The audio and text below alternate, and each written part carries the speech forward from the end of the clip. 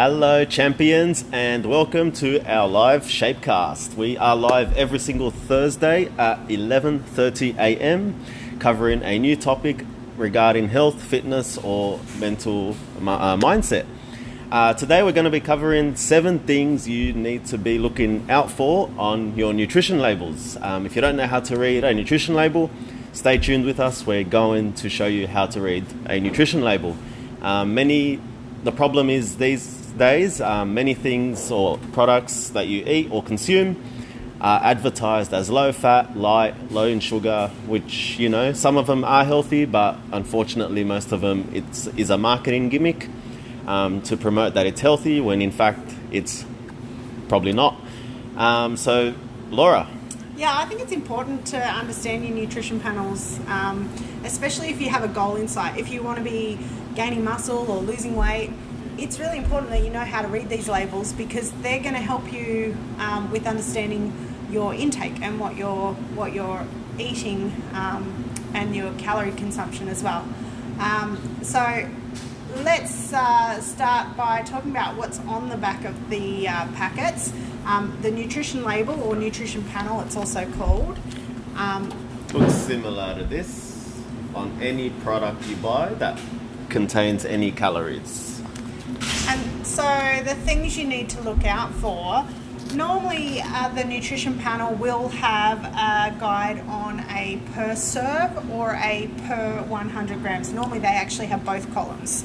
The per 100 grams gives you the ability to compare foods. So you might have 2 boxes of a brand of Wheat Bix, or a Coles brand and a Sanitarium brand, or whatever it might be. One might say that per serve it's 35 grams and the other one might say per serve it's 30 grams. With the per 100 gram column, you're able to compare and understand which one is more dense in calories or not, and you can compare them based on the per 100 grams. The per serving alone is not going to let you compare one serve to another. You might have 2 identical products that look identical, but one actually weighs more than the other, and it might be a single serve, whereas the lighter item will have less calories, presumably. I preferably like to go on the per serve. I'll divide what's in. I'm going to use this protein bag as example, bulk nutrients protein. That's the protein we use. So this has a total, it says here on the label, a total of 33 servings per packet. And per serving, I know I'm getting 500 kilojoules of energy. So if you divide that by 4, that's roughly 170 kilojoules, calories, sorry. And I know that 33 of these servings will give me 33 servings. If you're having one per day, that's 33 days of a protein shake that you can consume from this 1 kilogram bag.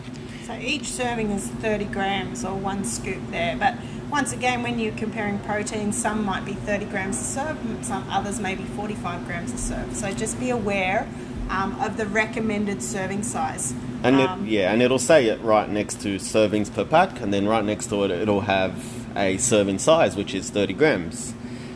And if you are enjoying this so far, comment #live or #replay if you are watching whenever you're watching this. Next one, so the second one we're going to look at is protein. So every food label, I've already done that. Yeah, I've already done energy. Calories and kilojoules. So, to recount the kilojoules. So every serving, whether it's in per serve or per 100 grams, will have its kilojoules as the first row. So in this bulk nutrients one, you've got 500 kilojoules, which means there is roughly 170 calories in this per serving of protein. If you're doing it based off 100 grams, which I don't recommend for this product, because after 30 to 40 grams of protein, your body starts to expel any protein that you've consumed extra. So it's only advisable you have 30 grams of protein per serving in most meals. Protein in this is 22.8 grams. Now, if you're calculating macros or tracking macros, you know in this serving of protein, you're getting 22.8 grams of protein. Next one is your fats. Fats is also at 1.9 grams. So if you are having many protein shakes, most of them are low in fat. Depends on which one you're having. If you're trying to gain some mass, some of them will have extra fats in there. So just so you know, 1 gram of protein is 4 calories. 1 gram of fat is 9 calories. And we'll go into carbs soon. That's the next one. But 1 gram of carbohydrates is also 4 calories. So scrolling down, it does break it down into saturated fats, but really you just want to track from, just the overall fats. Unless you're having a sneaky, bacon and egg roll, like I can see Sally watching, and it's deep fried, for instance. That's where it goes into trans fats, and that's one of the fats that you do want to say. You don't want to have too many trans fats. Yeah, so keep a lookout for your total fats, and try and avoid those trans fats as much as possible. Yeah. And carbohydrates is at 2.8. So many of these isolate or concentrate proteins will be low in your carbs. So this is at 2.8. So most of the nutrition you're getting from this supplement or this shake is protein. Sodium levels, if you didn't know, do you remember how many sodium per day you're supposed to have? I do know, it's on the tip of my tongue. Yeah. 2,000 milligrams. 2,000 milligrams of sodium is what your body can, I see you, Sally, is what your body can handle per day before it starts to retain some fluid, which is also known as water weight. So if your diet or lifestyle is high in sodium, you could be holding on to water weight, which is making your progress slower if you're trying to lose some weight. And the last one is fibre. So dietary fibre is very important, and this does not have it on here as it's a pure supplement. But most, foods that are chewable, like fruits, meats and stuff like that, will have a certain amount of fibre. Yeah, fibre is very important for our digestive system, so it's always good to include foods with a decent fibre content as well. Yeah. So to recap, you want to be looking at per serving, energies and kilojoules or calories. Remember, 4 kilojoules is 1 calorie. Proteins, 1 gram of protein is 4 calories. Fats, 1 gram of fat is 9 calories. Carbs, 1 gram of carbs is 4 calories. If you're a big drinker, alcohol is 9 calories per gram. If you are counting calories or counting macros, you really want to be paying attention to these labels. A lot of the food tracking apps now allow you to take a photo of the barcode, and the nutrition panel essentially will upload to your diary, your food diary. And you have the ability to track that way. Just be careful of that as well, because some tracking, they won't actually use the manufacturers. It's a user entered, and which allows for user error as well. So just double check that your nutrition panel is matching your scanned or photograph that you've taken of the barcode in your food diary, so you can track and understand how many calories you're consuming. And importantly as well, your macronutrients, being your protein, your fats and your carbs. You want to be paying attention to these to make sure that you're getting enough protein, that you're not exceeding your fats by too much, and your carbs are at a regular rate.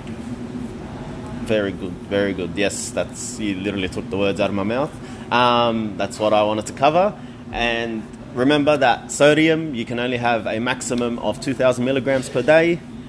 If you want lower sodium foods when you're in your local grocer or supermarket, stick to the walls where all the fridges are, where all the cold stuff is. Obviously not the processed meats, which can contain higher sodium levels, but generally mostly fresh produce or fresh food will have lower sodium levels.